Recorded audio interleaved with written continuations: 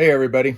So today's fly is one that's near and dear to me, one of my personal favorites. It's one that I kind of came up with. It's called the Jarvis cranefly larva. And in our state, we have a lot of rivers that have cranefly in them, and this one is designed to imitate those, and it works really well. This one is a little bit more complicated to tie than some of the others, but the extra little steps involved, I think, make it that much better a fly. So let's get started. You're going to start with a heavy duty hook. I like the Tiemco 2457 in a size 6. I tie this fly pretty big, and this is a stout, strong, big hook. For a bead, I'm going to just use a 5/32 bead. I've used copper, black, gold, red, and depending on water clarity or how much fishing pressure the fish get, any of those can work. For this one, we're going to use gold. You can put lead on it. I do like to add some lead underneath. You can adjust the gauge of lead for how heavy you want it to be.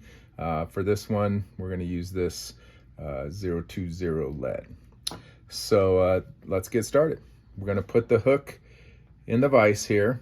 It's already been leaded and beaded, and we're going to attach. I'm going to use some 6/0. This is an olive dun thread. Black works, tan. This is just what I happen to have loaded on the bobbin. So I'm going to cover up the lead with some thread. Doesn't have to be completely covered, but we're just going to get a good base of thread over top. I'm going to wrap just a little ways down the hook shank, and then I'm going to take a piece of a material called pearl core braid in tan. I like tan, I like gray, and I like olive for this fly. I've chosen tan for this particular one.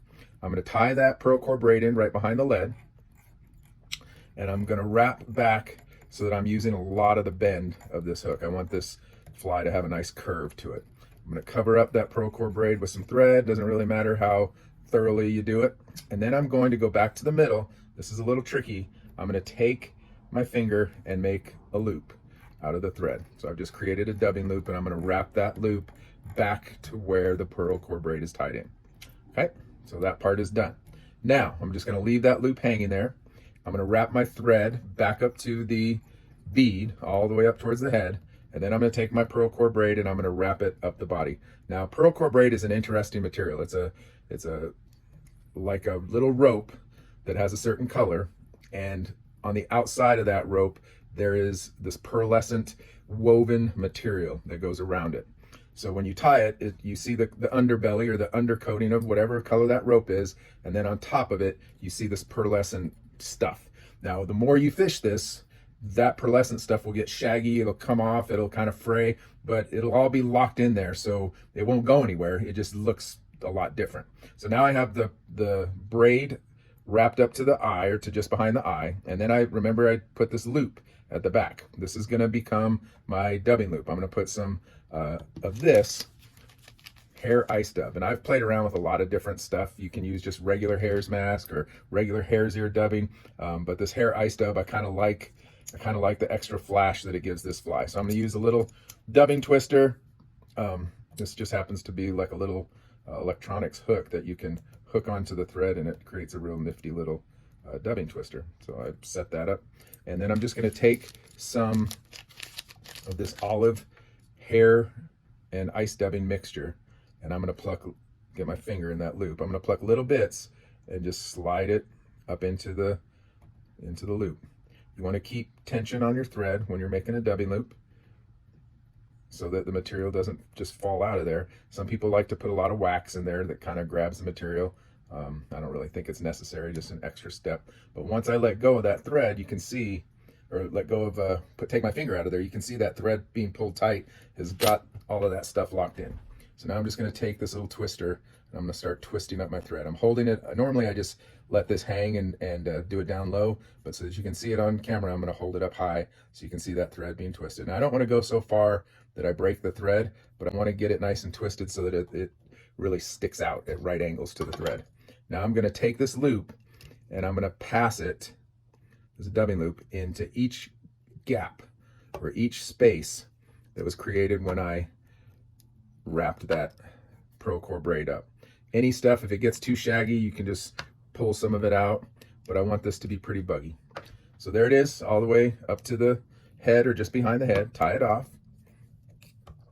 And now you can see basically most of that pearl core braid has disappeared. There's so much dubbing and so much stuff on there, you can't really see it under there. So I'm gonna stroke that stuff back. This is the last part, peacock ice dub. This is my head. I'm just gonna take a little pinch of that, put a few little sections of peacock ice dub, a few inches of it on there, get it nice and tight. And then I'm going to wrap a contrasting color head. I've played around with a lot of different materials and even using just straight peacock herl, and it all works. I just prefer this peacock ice dub. Nice little whip finish.